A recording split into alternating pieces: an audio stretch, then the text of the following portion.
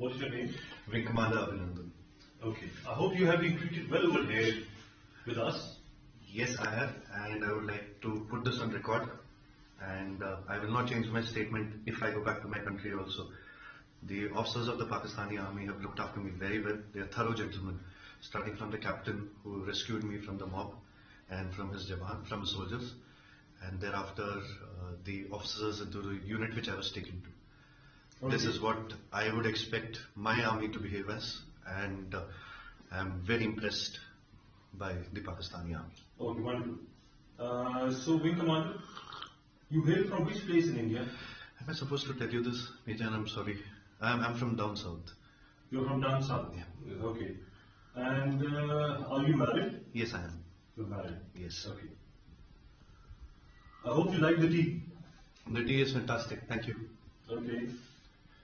And now coming over to some specifics. Which aircraft you were flying? I'm sorry, Major. I'm not supposed to tell you this, but I'm sure you formed the wreckage.